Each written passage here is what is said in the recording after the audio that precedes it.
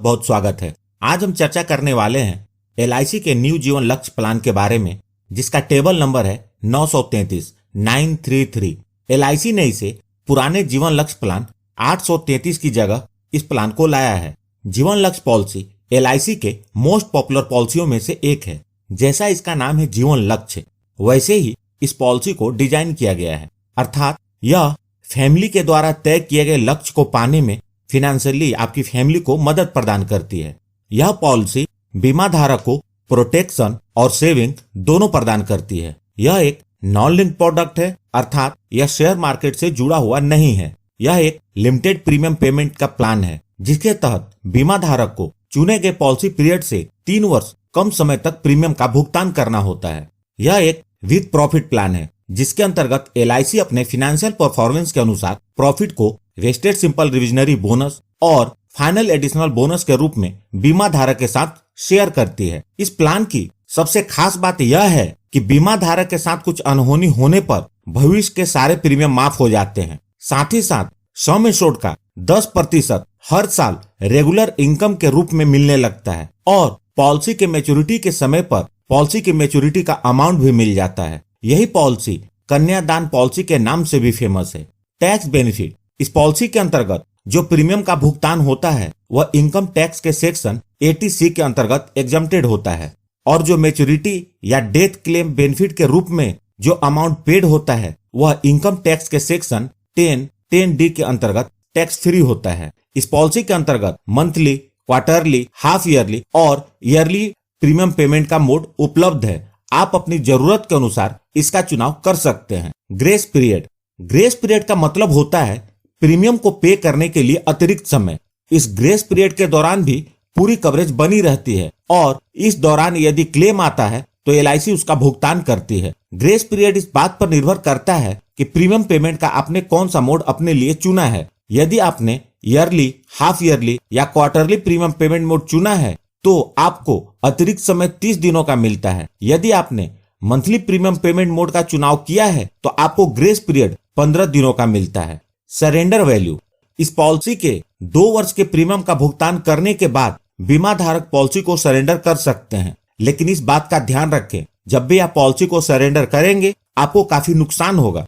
इसलिए पॉलिसी लेते समय सोच समझकर उतने ही समय शॉर्ट की पॉलिसी लें जिसका प्रीमियम भरने में आपको दिक्कत ना हो और आपको पॉलिसी सरेंडर करने की आवश्यकता न पड़े। लोन फैसिलिटी, इस पॉलिसी के अंतर्गत लोन की सुविधा उपलब्ध है, जो कि पॉलिसी के अंतर्गत 2 वर्ष के प्रीमियम का भुगतान करने के बाद मिलती है। लोन का अमाउंट इस बात पर निर्भर करता है कि पॉलिसी कितने साल चली है और उसका सरेंडर वैल्यू क्या है। इनफोर्स पॉलिसी के लिए लोन सरेंडर वैल्यू का 90% मिलता है और पेड अप वैल्यू पॉलिसी के लिए लोन सरेंडर वैल्यू का 80% मिलता है। रिवाइवल ऑफ पॉलिसी, रिवाइवल का मतलब होता है बंद पॉलिसी को फिर से चालू करना। यदि आपने कुछ वर्ष तक पॉलिसी के प्रीमियम का भुगतान किया और उसके बाद प्रीमियम का भुगतान करना बंद कर दिया और आपकी पॉलिसी बंद हो गई हो, तो आप इस बंद पॉलिसी को 5 वर्ष के अंदर कभी भी बकाये प्रीमियम का भुगतान इंटरेस्ट के साथ करके चालू कर सकते हैं। यह 5 वर्ष का रिवाइवल पीरियड इस पॉलिसी के अंतर्गत एक अच्छा बदलाव है। पेड अप वैल्यू, यह इस पॉलिसी की बहुत अच्छी बेनिफिट है, जिसके अंतर्गत यदि बीमा धारक ने कम से कम 2 वर्ष या उससे अधिक अवधि के प्रीमियम का भुगतान कर दिया हो, उसके बाद किसी भी कारणवश प्रीमियम का भुगतान करना बंद कर दिया हो, तो भी इस पॉलिसी की कवरेज खत्म नहीं होती, बल्कि पॉलिसी के लाभ घटे हुए सम एश्योर्ड के साथ जारी रहते हैं। दोस्तों, पेड अप वैल्यू की जानकारी बहुत ही जरूरी है। यदि आप पॉलिसी का प्रीमियम नहीं भर पा रहे हैं और इसे बंद करने की सोच रहे हैं, और यदि आप एलआईसी का भी करता है और आपका कोई कस्टमर अपनी पॉलिसी को बंद करने की सोच रहा है, तो उसे पेड अप वैल्यू के बारे में जरूर बताएं।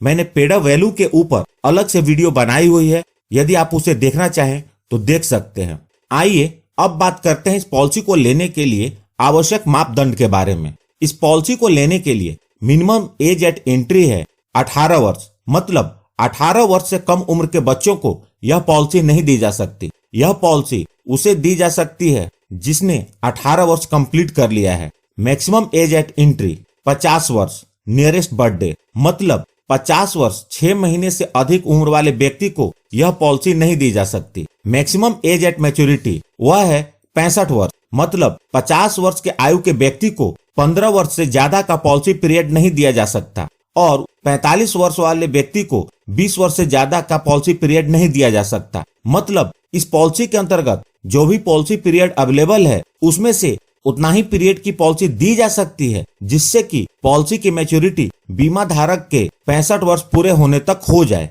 पॉलिसी टर्म, इस पॉलिसी के अंतर्गत 13 वर्ष से लेकर 25 वर्ष तक का टर्म अवेलेबल है, अर्थात यह पॉलिसी 13 वर्ष से कम टर्म जैसे 5 वर्ष, 8 वर्ष, 10 वर्ष या 12 वर्ष के पीरियड के लिए उपलब्ध नहीं है। इसे मिनिमम 13 वर्ष के लिए लेना होगा और जो मैक्सिमम पॉलिसी टर्म है वह है 25 वर्ष। प्रीमियम पेमेंट टर्म, इस पॉलिसी का जो प्रीमियम पेमेंट टर्म है वह पॉलिसी टर्म माइनस 3 वर्ष है। मतलब यदि पॉलिसी टर्म 13 वर्ष है तो premium paying term 13 minus 3 equal to 10 वर्ष होगा। यदि आप 20 वर्ष का पॉलिसी पीरियड लेंगे तो premium paying term 20 minus 3 equal to 17 वर्ष होगा। मिनिमम सम एश्योर्ड, इस पॉलिसी का मिनिमम सम एश्योर्ड 1 लाख रुपए है, अर्थात आपको कम से कम 1 लाख के सम एश्योर्ड की पॉलिसी लेनी होगी। Maximum sum assured, maximum sum assured की इस पॉलिसी में कोई लिमिट नहीं है, लेकिन यह आपके इनकम पर निर्भर करता है। 1 लाख से ऊपर का सम एश्योर्ड